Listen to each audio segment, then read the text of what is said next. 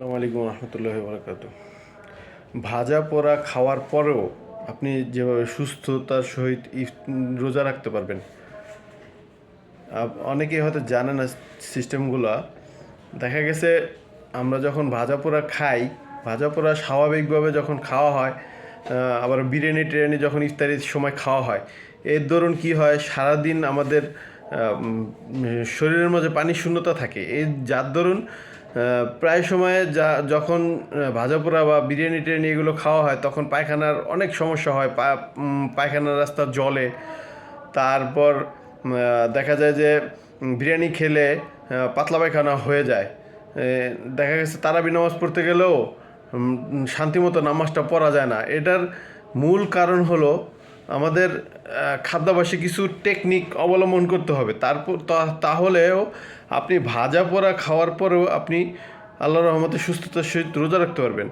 তো দেখা গেছে অনেক সময় এই ভাজা পোড়া খাওয়ার দরুন তারাবির নামাজের সমস্যা হয়ে যায়, বা তারাবির নামাজের মাঝখানে আপনার বাথরুমে চলে যেতে হয়। তারপর আবারও বিভিন্ন ধরনের উপসর্গ দেখা দেয়, পেট ব্যথা করে, বা পায়খানা করার পরেও শান্তি থাকা যায় না। ভোর রাতে যখন পায়খানা হয় তখন অনেকক্ষণ বাথরুমে গিয়ে বসে থাকতে হয়। এটা অনেক বড় একটা সমস্যা, যেটাতে আমিও ভুগতাম। তখন এটার আসলে মানে সমস্যা যেখানে সমাধানও তো অবশ্যই খুঁজতে হবে আমার। তো আমি এটা নিয়ে অনেক চিন্তাধারা করলাম যে আসলে কিভাবে কি করা যায়। তো পরে আমি যেটা দেখলাম যে আমি একদিন একটা ভিডিওর মধ্যে দেখলাম যে এক ফুটবলার যখন ইফতারি খোলা ধরলো, তখন দেখলাম যে সে একটা জুস খাচ্ছে। পরে এটা নিয়ে অনেক গবেষণা করলাম যে ওরা কি জুস খায়। ওরা দেখলাম এনার্জি জাতীয় জুস খাচ্ছে, তরল জাতীয় জুস খাচ্ছে। তখন আমার এটা মাথায় খেললো যে যখন আমরা ভাজা পোড়া খাই বা আমাদের কষা দূর করার জন্য আমরা কী খাই, কলা খাই বা ইসুপগুলের ভুসি, তোকমা দানা এগুলো খাওয়া হয়। তাহলে কি হলো যে আর এনার্জি জন্য আমরা খেজুর খাই।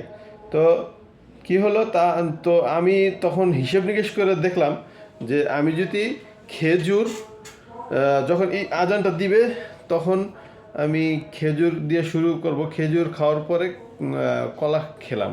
কলা খাওয়ার পরে দেখা গেল যে আমি ইফতারিটা খেলাম, ভাজা পোড়া যাই খাই সমস্যা নেই।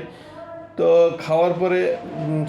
খাওয়ার পরে ইফতারি খাওয়ার পরে আমি পানি বেশি পরিমাণে খাবো, যতটুকু সম্ভব। নামাজের আগে হোক বা তারাবির নামাজের সময় নিয়ে যাওয়া হয়, ওইটাও সমস্যা নেই।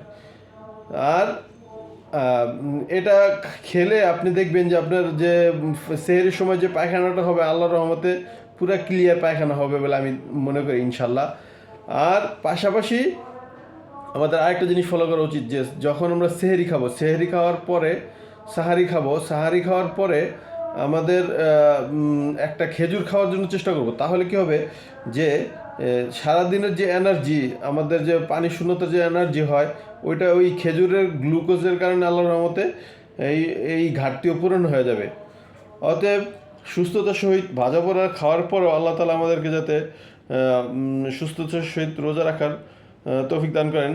আর পাশাপাশি আর একটা বিষয় আছে যে ঈদের দিন অনেক সময় অনেকে দেখা গেছে পোলাও, রোস্ট, বিরিয়ানি খাওয়ার কারণে পেটের সমস্যা দেখা যায়। এই জন্য আমাদের যেটা ফলো করা উচিত যে ঈদের দিন সকালেও আমরা ওই একই নিয়ম ফলো করব যে প্রথমে একটা খেজুর খাবো, তারপর একটা কলা খাবো।